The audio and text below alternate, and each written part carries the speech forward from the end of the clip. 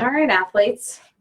Sorry about that, technical difficulties, but we are here now with the Coronaman World Universe Champion, Greenville champion, course record holder, and one and only finisher. That's how you get to be the world champion and the universe champion. Yeah. You don't invite anybody else. Yeah. You make up your rules. Yeah. And whatever it is. Yeah. All right, guys.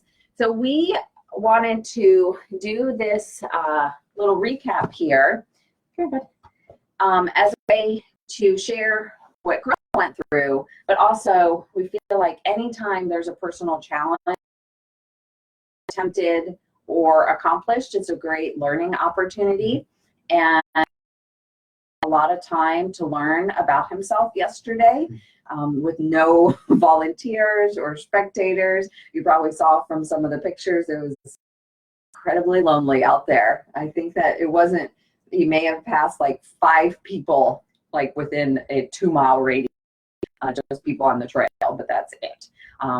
So yeah, so we wanted to talk about this, and we want to start off by saying that we at Tri Marnie here, me, Corel, and Joe, we definitely want to be good role models for everybody. And part of that is keeping you guys inspired by us doing, you know, crazy things, and also giving you challenges as well, because we believe in you and we want to see you do something that maybe you haven't thought that you could be capable of. And we do that a lot at our camps. However, we don't feel that doing an Ironman, we don't feel like it's something that we want our athletes to do. Certainly everything is circumstantial, but this was something that Corel told me, and we didn't talk about it. Corel told me that he was doing this, that he had this idea, and while I support his crazy ideas, because he supports my crazy ideas, that I knew that this would be something that would, although it would be a big challenge for him, that's for sure, but I wasn't worried about his health, or that I felt like it was be a safety issue or disrupting our lives in any capacity, which we feel like for other athletes that there are a lot of things to consider, and hopefully you'll gather that from the talk as to what kind of undertaking this was, although it was incredibly impressive and motivating and exciting to watch and witness. It is something that it's not like you're just showing up for a half Ironman or any triathlon. It is an Ironman, an all-day event, and we want to take that distance very seriously, and it's something that we want you guys to really dedicate yourself to, and to see that ultimate start line at a event where there are people there supporting you and watching you, and you have trained for it for some period of time, and you feel capable of completing the distance. Yeah. All right, so let's start off with why or how did you come up with this idea? Well, I'm still kind of shivering because I just did a swim in our pool. Without a wetsuit? Without a wetsuit, and it was still kind of on the colder side. Yeah, so you're, although it's getting warmer, so do you a need a little blanket? shivering, but it's okay. So why did I come up with this idea? Why or how? So it was actually last weekend, last Saturday. If you remember, you just kind of like a jokingly mentioned, "Wow, you're supposed to be doing an Ironman next week. Are you ready?" Well, and, we were getting a little right? sad too, Yeah. because we kept getting these notifications like Yeah. our flight leaves soon and our reservation and things. Yeah. And I said, "I don't know, not at all." You know, and I wasn't. I was actually in that. It was Saturday, and I kind of felt not really too good. And remember, I was saying how just kind of I felt off, and like there's no way I can even imagine to do any race, like no Ironman. But I went on with my training. I did a long run with. Plan was to do a long run with some uphill strength work and uphill efforts. And I just didn't really feel it, but I let myself warm up, and then I kind of like I did that, and as I went through, kind of okay. And during the run, I was just kind of thinking, and it's like, wow, how about I do this challenge? Why not? Because I always say, in the, if you are a triathlete, if you train consistently, which I do, I can do Ironman. You can do Ironman without really specifically targeting for everybody, and we definitely don't want to take it lightly. But I have a great experience with this distance. I know what to expect. I have done it before, and I know that I can cover a distance. But how I can do it, it was just kind of like that. That was the question, and something that I wanted to discover for myself. And I can tell you that if we would not be in this situation with this coronavirus and all the cancels, I would never ever consider doing Ironman on my own solo. But it's just kind of like the opportunity rise up, and I wanted to see what is it about if I would just do it solo, and how would I do it? So that was the idea. I came home and I told Marnie, this is what I'm doing next week. And I told you are involved too, because you will be. Well, you said, I have an idea and you're involved. And I was like, great. But then the next day I still went on with my normal plan training. It was actually another long run. So I did Saturday, it was about hour 45 minutes with some hill sprints and hill longer efforts. And Sunday was just that progressive build run, but it was a 2-hour run. So still, did this long run and Sunday. And then Monday, my taper start. So and I planned out a pretty easy week with just some activations. And you did it very similar to what you would do for a race. Yeah. And you even asked me, how about we do it on Friday? So it'll be, maybe less busy by the lake. I was like, Friday. I don't think I'm ready by Friday, but I'll be ready by Saturday. So I'll do it on Saturday. Yeah. Now, I do want to say something, a few things about Corral that you guys should probably know. First of all, this mindset that when he's hurting during a training session and he could go straight to just go home, he will decide to go another route because it's harder, just to kind of see if he can do it, or just because he's already gotten there, he wants to dig a little bit deeper. So that's Corral's mentality. It's not, let's take the easiest way home. And that's not to say that he's never smart, but when he's... Just sounds like, did you say I'm stupid? I said that when you're smart, when you're not smart.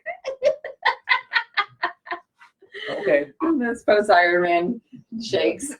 All right, so it's not that Corral isn't listening to his body or making silly decisions, but it's never the easy way out. So embracing challenges is what Corral loves about training and racing.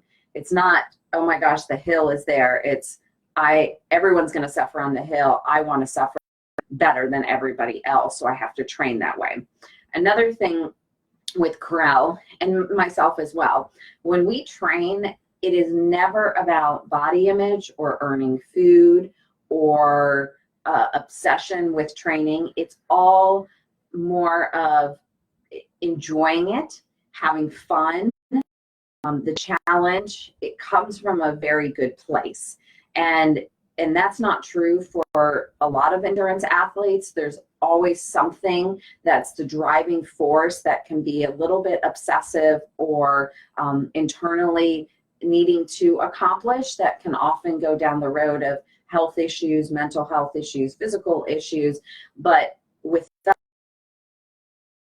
sport, of seeing what we can accomplish, and the external motivations or things are not important to us. As much as we love to eat certain foods around these workouts or after races, that is just a very small part of it. It's really about what we love to do.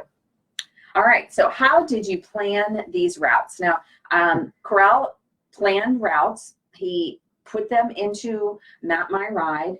He sent them to some of our close network of friends just for accountability, and those that we knew in the Greenville area that may be around or maybe wanted to spectate. But Corral actually took the time to plan the routes. It wasn't just one of these things, I'm going to go out and bike and run these distances and then try to stop. It was very strategic and thinking about trying to make this the biggest challenge possible. Yeah, so logistically it was involved around the swim, right? So the swim location was given, and we've been swimming at a lake that's about 40 minutes away. Yeah, 45 minutes drive away. So, and I knew that since it will be self-supported, I will need to stop at a car and refuel. So I did kind of like a one loop that was ended up being about 50 miles that we can start and finish at that same place where the car was parked. And then I would be doing, then I needed to come back here to transition to T2. Damn, those Logistics. Yeah. So then I just, needed to come to add some more additional, another loop, smaller loop, and then I start heading back home here. And for those who attempted any of the Greenville camps here, you know that we have pretty tough terrain here. And our roads here are slow, are like the bumpy road, chip seal, and the miles go very slowly here. But I just didn't want to do and try to find the flattest road we can find here, which there are not many. I wanted to be a true challenge. So there was a lot of climbing, a lot of difficulty, and that's how I wanted to be. And the run, originally I was kind of planning that maybe I can do like a one long loop or loop and let's call it loop. But then as I thought about it, I thought probably better if I do two loops, and I kind of like two loop courses anyway. And also since Kristin, our friend and swim partner, said that I can have an aid station at her house, so I was like, okay, that sounds great. So I'll plan the loops there. But she kind of lives in the neighborhood that it's kind of deep down, so you have to we live up here, and Kristin lives down here, and then to get from her house you have to go up. And it's like, you know what? Let's just make it pretty much really hilly course, but I still needed that kind of like a reset in the middle, where I can enjoy some of the flats. So I mapped it out, and that's how I came up with the course, and it ended up being like, what was it, like 1,600 feet of climbing. So it was legit. And especially starting from our house, you climb up from the neighborhood. I dip down to the valley, and I start climbing again. So it was a lot of hills, and that's what made that challenge better, because I really didn't need to find. I could go to Swim Private Trail, which is flat, and do the marathon there. But why would I do that? I prove to myself in other races that I can run a fast marathon. The point was the challenge, and doing this solo in these special circumstances. Yeah, and I think back to when we did St. George 70.3, that race is so challenging. You feel accomplished from what you tackled on the course, and I think that's one of the biggest things with the Ironman. And kind of going back to the prep for an Ironman is that you can prepare for an Ironman, but you have to be mentally ready for the Ironman. And the Ironman is not about how fast you can go, or speeds, or the how quickly you can cover the course, but really the toughness that is required in mind and body. And that is, to us, what the Ironman is all about. So it was no surprise when Corral told me about the difficulty in his course. I was like, of course he's going to make it hard, because it's not so much about how fast he can go. That was never on his mind, was chasing any times or goals for it, but just seeing what he could do in Greenville for his own solo Ironman. Yeah, and just to put it in the context, whenever we train here and we can do like a hard riding, really rarely we would get anywhere close to 19 miles per hour. Usually the typical average speed for our training right here is anywhere between 16, 17, and if it dips to 18, that means that we probably didn't do many hills. And the wind was at our back. So that's just kind of to put it into perspective. We also get about 1,000 feet of elevation for every hour that we climb. And that's just normal riding. That's not if we include some mountain or big hill that we would go over. Yeah. All right. So did you treat this as a long training day or as a race? So once I decided that I will be doing this, and I said to myself, okay, I will have 5 days, basically, the taper. It was Monday to Friday, and Saturday was the race. It was a different experience than if I would be doing a real race, because of course there's no logistics. I don't have to go and check in. I don't have to go and do all these extra steps that you do in the race. You don't have to go through those pre-race nerves. But I definitely had a respect to it, because if you would ask me, hey, would you do a half Ironman, a mock triathlon, I would be like, sure. You want me to do it now or tomorrow? Because it's a big difference between, and it's not to put it lightly, and I know it's still, it's a big race for many.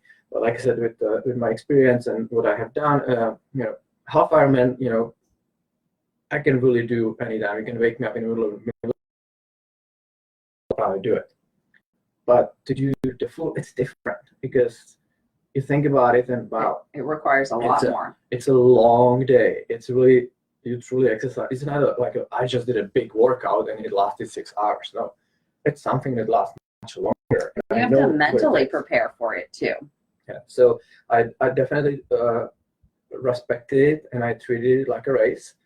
And I needed it. I needed to put myself in that space where I know that I'm here to deliver. I'm here to perform, and I'm here to deliver. And I cannot just think about it as a joke and it's just a training day, because it is not. It's a long day, and I wanted to make sure that I can do well and for myself. And I just put myself in the space like I am in race. So I actually did all the 3 disciplines as. So there was not just like I'm taking it easy because it's just a training day. No, it was what I had on the day, and you go through all those same ups and downs like in the real race, because you still have those highs and lows, because it just comes from the long day out there. And if I would just break it down to quickly that swim, bike, run, the only difference that I didn't do for the swim, I didn't warm up for a swim, and I said, hey, I'll just use the first part of the swim to kind of warm up into it as my warm up, and then I continue swimming. And there was actually a lot of lessons learned from yesterday, and I'll go into it in a little bit discussion, and we'll go through that. But one of the things that we always say, that athletes sometimes they just start to swim too hard, and then it prevents them from delivering the best time. So here I really just jump in the water. I made a noise like that, is that horn, the race started, right? It was exactly at 7 o'clock, 28 minutes and whatever, a few more seconds. Yep. And I just kind of I start swimming what felt good, and gradually just kind of find that rhythm, and I felt really good. That swim was pretty good. So I didn't warm up. Normally I would always warm up for the swim and do a little bit more warm up routine before that, but that was kind of the only difference. Yeah. So the takeaway here, and I felt it as well, I actually have been in a really sticky situation with my mindset that I'm loving training, and I really haven't had that miss of racing. If I'm okay not to race, that's been my mentality. But once I was there and going through all the motions with Corel, hearing his disc wheel just kind of, wheel around the garage, and, getting up early and knowing that people were watching, and then doing it with Corel and going through all the emotions with him, I missed racing. And what I missed the most about racing is the personal challenge, along with, of course, being out there with everybody, because that is something that keeps me in the sport, is the social aspect of racing with you guys. But I think that that's something that when you see that we give you a hard workout or a challenge, and we're going to be doing more of those for you guys if you haven't already, treat it like a race. Take it seriously, because that's what we're missing. We need those personal challenges that we only get on race day, but we don't have races, so we have to include them in some capacity into training. So you want to put some pressure on yourself, tell your friends, hold yourself accountable, take it seriously. That's really, you'll feel everything. You may not think it now, but if you have that mindset, you will remember why you're training. And also, racing is a challenge, life is a challenge. So just by training right now through this very difficult time, you are learning lessons about yourself that you will apply to race day. All right, so let's kind of talk about your sleep mobility training gear. I realize this is a broad topic, but just kind of talk about, I think, because you took this seriously, what were some of the things that you focused on to help deliver a good Ironman race? And I will say, before you answer that, this is one of the areas, again, why I knew Corel would be okay, is because he does take these things seriously. Issues in a race before, he fuels himself well. I think we both agree he's still working on his hydration and learning kind of how to keep himself well hydrated. So this was a good test as well. So those routines and rituals, those are there. Those are built in him from experience in racing. So I knew that that would be simple for him. But also I was very impressed that he was doing that. I was surprised that he was taking all those actions. He had his normal pre-race meals and went to the store to get certain foods. And it was just what he would be doing before an actual race. Yeah, but also it's worth mentioning that I never really stressed too much about these things. No. Right? So prepared but flexible. Yeah, exactly. Prepare and be flexible. And I'm not one of those athletes that just, I need to have exactly this type of the powder as my drink, and this is what I need to do. It's like, hey, let's see what we have here. I know that I will need some sports drink. I will need some electrolyte drinks. I need probably some sports bar to nibble on, but I'm not too obsessed with it. And that's almost gives me the freedom that when it comes to the real race, and maybe you forget something, you don't pack it, or you get to the race and you cannot buy the type of the food that you wanted. I'm flexible and I don't stress about it. That's one thing that athletes, it's just an additional stressor that sometimes athletes put on themselves. So I'm flexible with it. I take it seriously and I prepare, but every race would probably I probably have done on slightly different fuel and slightly different hydration. Yeah, right? Works. Yeah. And so what was really different for this race, that if it actually it was harder, because if it will be the real race, yeah, I know that there will be aid stations and I can get stuff from the aid station. I really have everything that I need. Right. But here I was like, you need everything. There is a station, and I really need to make sure that I have more than I need. Yeah. Because what if I need it? Yeah. And how I will plan this. Because you're alone.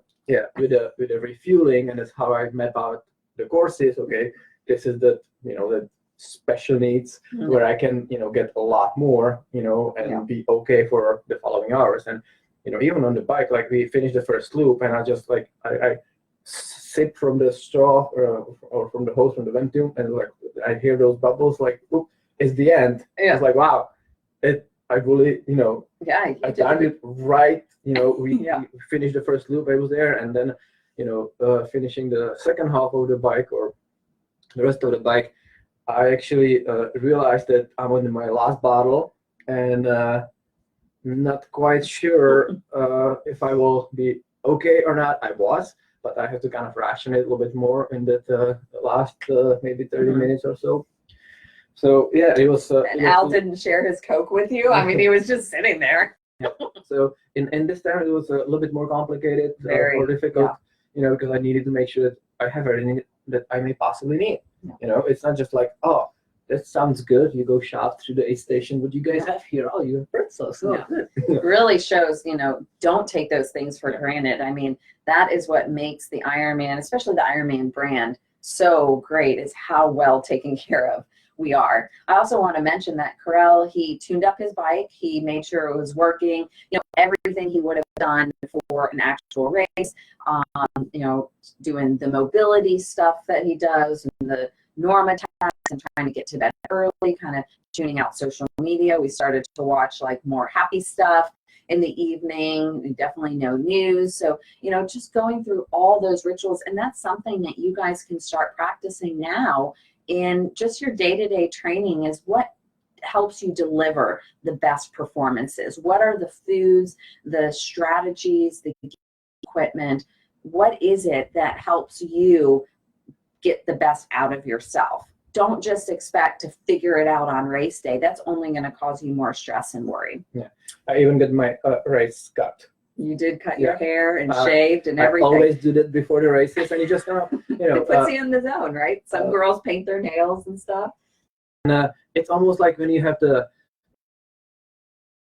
they put the makeup on and they transfer to the different person. Like, okay, I'm ready to perform. And for us as a triathletes and racers, you know, I'm sure that we all have that some sort of ritual or something that you basically, or you just transfer yourself into, I'm ready to perform. So I do my haircut, I you know, I tune up my bike, I do all these things, and it just kind of like puts me in a different place. Like, okay, I'm getting mentally ready that I'm here at the race, I'm ready to perform. Yeah. So that was kind of that you know, the part of the routine that you mentioned, and I really needed it in order to, you know, cope with the fact that I will be doing Ironman, but I will be doing it on my own. And normally when you do or when you race, you get the energy from the fact that you are there at the race venue.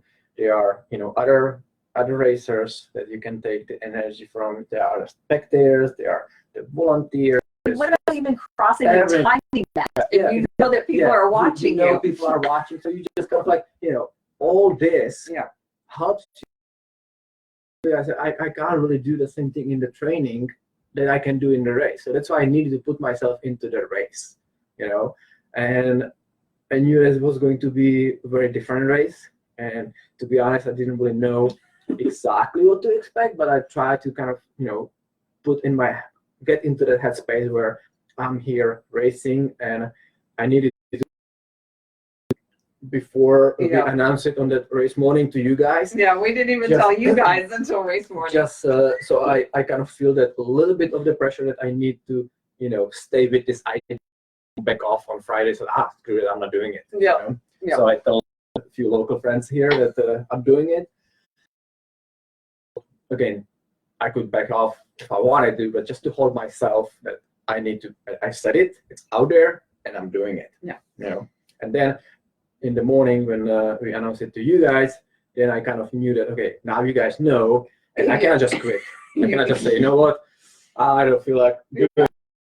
I needed to make it as a real race that, you know, I need to finish what I start. Yeah.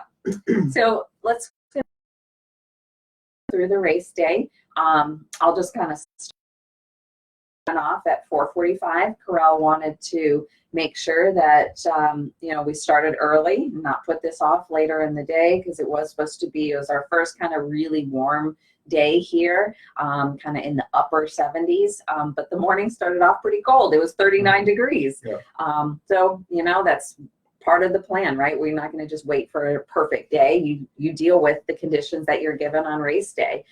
So we woke up early, and we just kind of went through the normal routine. Carell ate, had his coffee, did some mobility, got dressed, you know, all the normal things. We had packed up our bags and everything So we had all our bottles prepared the day before, so all we had to do is put it in the cooler.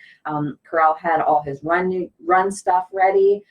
So pretty much everything that he needed was done the day before, just like you would do in a race. And then we got in the car, had some good music, kind of, Corral likes the techno music, and we like to have that pump up music. So we listened to that as we were driving there, and just, overall really good mood to get to the lake. Yeah. And then when we got to the lake, we got suited up. Our bikes were by the car, like in the car. So we would have to, plan for that. It was going to take a little bit of time, but we had all our bike gear ready. We kind of laid it out in the car in the front seat so we could transition quickly. We both opted to have different clothes for the bike, swimsuits on in the wetsuit, under the wetsuit, just which we have done in races before. I have done that. I've changed completely just so I can start the bike warm in a race.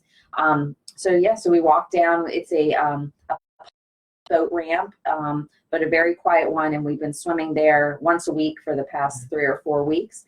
And we forth to these 2 boat docks that's a little more than 200 yards.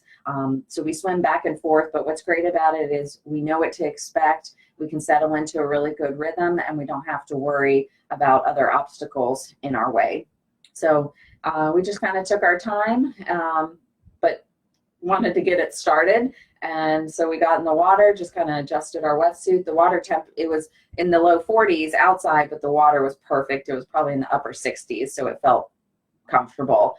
And then just kind of, I waited there for Corral to give the okay, and he went, there we go. And then we started. As for me, I'll let Corral talk about his swim. As for me, my Corral wanted, or I don't know if he wanted me there. He said I could swim with him, but we swam together, and but no interference. Right. So I never wanted to get in his way. So we kind of stayed a few feet apart, sometimes even wider apart. Sometimes I would be right behind him, but I was never in front of Corral for drafting. We were always just side by side, and at each turns. And when I say turn around, we just literally just come up, turn around. At the turnarounds, wait a little bit for Corral, 5 seconds or so, so we could start together, and that's how we did it. And then towards the end, I just and finished just a little bit before him. Yeah. So after we finished the first, and like I said, it was about a little bit over 200 or so. I get one way, come back. So I look at the distance, and I said, okay, I said to myself, okay, we'll do it 10 times, and I knew it was going to be longer, because to make it exactly 4,200, we have to turn somewhere a few feet short again. I have to swim again, so I was like, screw it, it'll be longer.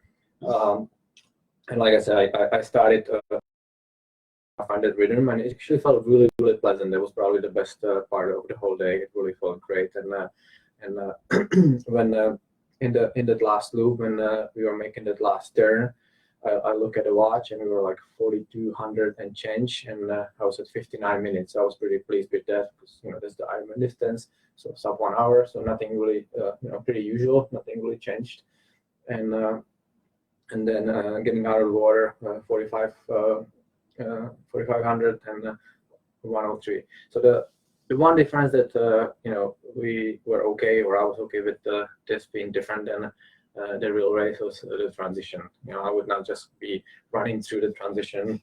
Just let's take care of what I need, and if it's a few minutes longer than my typical transition, so be it. No big deal. But we changed completely, so it was kind of a nice experience to start with the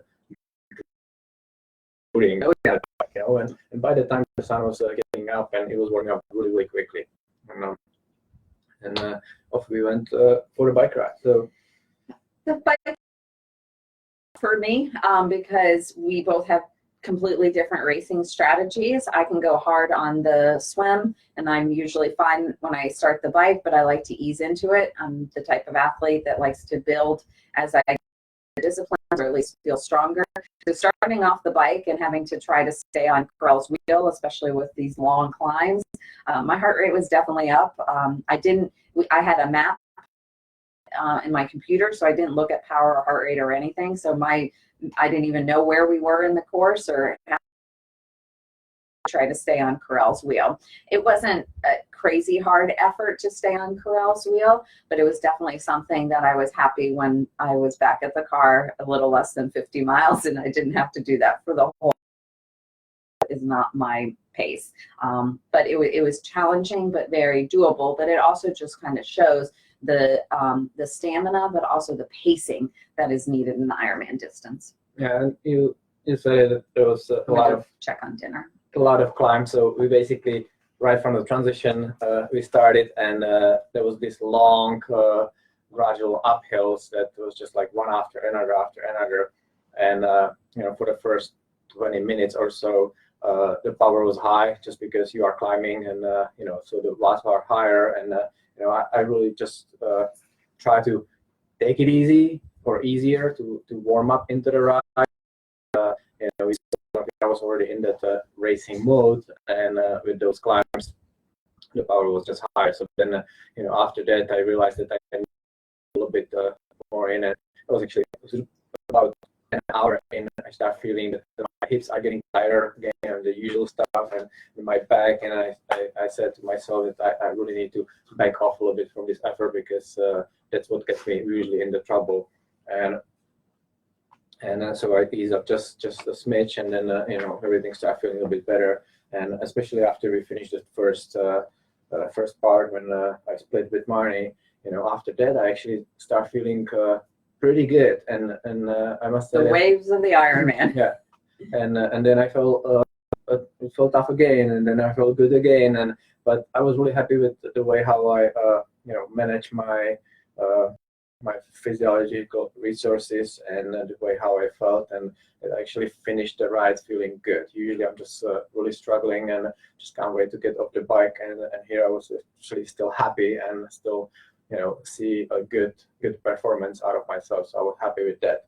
I definitely like I said, I treated it as a race, and I gave my best that I have, and I don't think I could exit slower, but that's where we are. That's our Greenville terrain and the surface. So yeah, I was happy with the bike, and it was nice to see Al here waiting at the intersection, then follow me home, and Meredith in the car. Yeah, all these surprises, and that's something that in races that we love, right? I mean, isn't it great to get a surprise high five from your family or your kid or somebody? Or I remember when Corell and when I was just racing, and Corell would find certain places on the course to see me. It was always so great. Yeah. So yeah, these things definitely helped me to again feel like I am in the race and somebody's watching, and I need to perform. Yeah.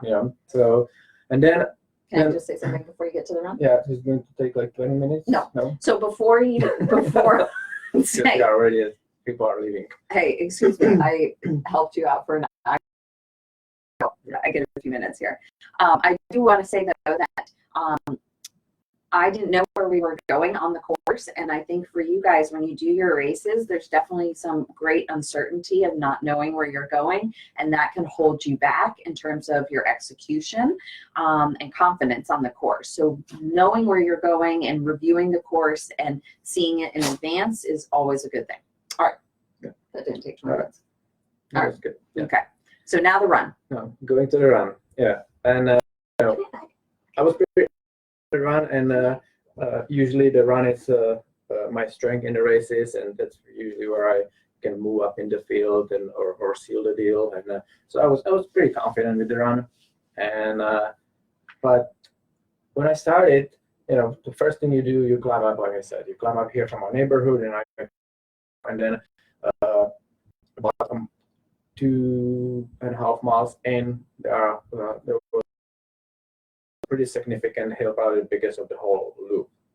And I didn't feel good at all. And I was really, really struggling. I was like, what's going on here? I need to I tried so hard to kind of find the way how I can make it smooth and easy. I always like to, I never go by pace, but I like to find the inner rhythm, you know, and kind of like the rhythm and the fluidity and all that I typically tell you guys. But I couldn't do it. I couldn't find anything that would make it feel better. And I was really, really hurting. And, you know, it was really hot at that point, and there was no cloud in the sky, and the sun was just pounding. And on this hill, I start feeling my quads are locking up. I was like, what's going on? My quads never locks up on me in the run. And I always joke like, oh, you don't need the quads for the running, but of course, when you're running uphill. I was like, what's going on here? And I was really, really hurting. And at that point, I was still running alone because Marnie, she went kind of like towards me from the other direction. I didn't want to be with him in those first few miles. Yeah. And I saw her, and I didn't say anything, but I was really, really hurting. And that's when she took that first video of me running, and I was already just all the things going through my head, like, I don't think I can finish this, and this is weird because why not? You know, I usually, you know, I can run well, I can manage it, and it was just this absolutely awful feel. But at the same time, just like in the real race, you know, if this comes to me, I always have this, you know, counter that, hey, if I'm hurting like this, the other people are hurting more because running is my strength and all that. But There's no other people. There was no other people. I was like, why am, you know, and I'm looking, kind of glancing on the watch, and I see this really high heart rate for me, and I couldn't figure out how to lower it. I was in 160s. It's just a lot after, you know, a long time of exercising, and I just couldn't figure out how. I tried to really, you know, focus on the breathing, focus on the form, and, you know, then you know, after I don't know, what was it, mile 5 or something, right? Mm-hmm. I took my first walk, and it felt really good, but I still couldn't lower the heart rate, and I just couldn't figure it out. And then running some more, and then finally it was about mile 7. I told Marnie, like, I cannot get my heart rate down. It was the first time that I told you that, right? And she's like, oh, do you want water? And I was like, okay, like a cold water. I got it, and I poured it on myself, and it just hit me like, okay, this is it. I need to cool myself off. You had hydration, nutrition in your belt, but no water. Yeah, and these are the things that just, you know, at that point, my brain was already cooking from that heat, so I just couldn't really process it, and I just couldn't figure it out. But like a simple thing that you need to keep yourself cool, and we always do it in the races, right? By every mile, right? So you get there and you see there's ice water, there's sponges. So you don't think about it, you just do it. And here somehow I totally forgot about the fact that plus we're getting off the winter, you know, and it was the first really hot day. I totally forgot that I need to cool off. So she gave me that cold bottle of water, and I poured it on myself, and I was like, oh, okay, I got it. Yeah. You know, so now I know, but I already done some damage. Really low. It was probably one moment of the whole day, and I knew that, you know, it's going to be really tough race and run. And I was at mile 7. At mile 10, we reached Kristen's house, and there was the whole transit aid station set up music and people, and she had you know, I told Marnie, like, if you can have a cold towel for me and water, and she had it there, and ice, so I could really put that cold towel on me and just kind of cool myself a bit more. And I start finally, it was mile 10, so I'm finally getting my heart rate more in check where it should be. And but like I said, at that point I was exhausted. And you were taking some walk breaks and up some hills, and his time included all of those breaks and transition, the aid stations and walking up hills. Yeah. So from there, I did what I needed to do, like just like what you do in the real race. You deal with the situation, you deal with the things that comes to you, and you try to figure it out and just keep on moving. You know, keep on moving. Never just, you know, never give up on yourself or on your abilities. And one thing that I wanted to say is that you know, I could, you know, because I have done this many times, and there was we just counted that it was number 15, right, for me. Yeah. So as I had my hydration and the fuels, and I could feel it, how it's not emptying from the stomach. It's there. It's just kind of like it makes me feel bloated, but I'm familiar with it. I know that's what's happened because the gut shut down when you are when you are overheated, when you are dehydrated. It's in that effort it just shut down. And people always say, oh, please complain, oh, I need to figure out my nutrition, and I need to my GI issues, and I need to figure it out, and I need help. But I know that at that point nothing works. There's no nutrition in the world that would work. There's nothing that you can do to help it. It always happens. The worst thing if you keep just piling on the nutrition. So I just I try to kind of dilute it with the water a little bit. I have my salt that I would take a few licks of the base salt, and just kind of like go through it. But I knew that okay, I cannot really. Sometimes. I did sometimes, but I can't really keep on fueling like I would like to do. For energy, it will only make it worse. I would not be able to do anything with that. Just it will be just sitting there and slash his stomach and all that. So that's kind of what I have to deal with in that basically the second loop of the run, or it was even earlier. But anyway, I just wanted to mention that don't think that just because you feel this way in the race that something is not working, and that you need some magical formula of your sports nutrition, and those are the things that happens. And more, if you add more intensity, more likely it will happen. So if you are racing with a again with a lower heart rate and more frequent walk breaks, you may not experience this, or you can actually deal with it in better way. But if you try to moving at the high rate. Talk about your walk breaks and your feedback on that, because you're someone that tends to find a rhythm, and you walk at the aid stations, but there was a lot more walking needed at times in this. So I basically I knew that I will not be walking downhill, because that's you can use the gravity to pull you down. You don't have to make the propulsion. And so I knew that I will be taking some wall breaks in some of those big hills, especially those that really take a lot of energy. Like the one that Meredith and her kids yeah, are in? Yeah, exactly that one. Yeah.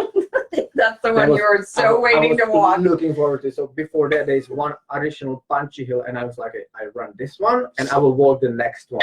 That's where she was. I like, told her to be there too. Great.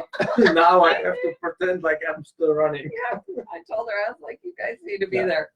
But anyway, it was strategically with the terrain, where it makes sense to walk, and sometimes I would have to just reset, even where I didn't plan, but just to for my own sake, so I can run again some sort of, if you can call it run at the end, because it was really, just like I said, it was the same motions and same ups and downs like you do in the real race. And the only difference that I didn't do like in the real race, no matter how hard it is or how much I hurt, I always try to close it with whatever I have left in the last 2 miles. So I didn't do it this time. Can't beat you. I hope that I will feel a little bit better in the finish line. It didn't happen. I still felt nauseous, and I still felt all that weird feelings. And that once I finish, and that's just from that you go from this you working hard, and it's not just physically, it's mentally, everything, and then just all of a sudden it's over.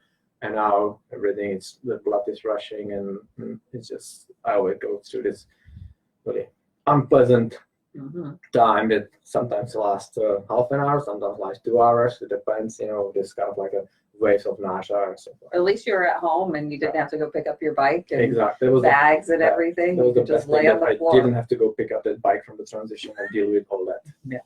As far as my job, I stayed behind Corral, or I rode in front of him just to prepare to get the nutrition ready. I had a backpack full of bottles and a cooling towel, because he started without it, but I figured he would probably want it at some point. So that was just my role, was to have nutrition on me, make sure he had nutrition on him, but to make sure that he always had that nutrition on him. So I refilled the flasks for him. Again, something that, you know, the aid stations can take care of because you can rely on them. And also I had some Coke with me, which I kept diluting it as the run went on. It was flat Coke, so we let it sit still. And so he could sip on that. And I kind of strategically thought about the places where he would want the Coke and where he would want the water. And really, I'd never told him what to do, or I wasn't communicating with him very much because, you know, when you do an Ironman, it just takes a lot of mental energy, and it's really hard to, I mean, there were some times when I would just say things to him, but it's tough for family members, I think, because, you know, as athletes, we're just putting so much into the race itself, and we may come across as mean or that we're upset or something's wrong, but you know how it goes. It's just you're so exhausted, and you're just trying to keep one step in front of the other. But the Kristen's house was definitely a pick-me-up that helped Corell. Yeah, so thanks, guys, for all your support. Corell is doing fine now, but we'll need some days to recover, nice and easy. Luckily, he doesn't have another Coronaman to prepare for this season. So, anything else you want to say? No, it was, I guess, mentioned this yesterday. Really thank you guys all who sent your cheers, virtual cheers, because that's what really kept me going, because I needed to finish what I said that I will do. I couldn't just bail on it, and couldn't bail on you. So yeah. Thanks. Yeah. All right, guys, have a good evening, and we'll see you soon. Bye. Cheers.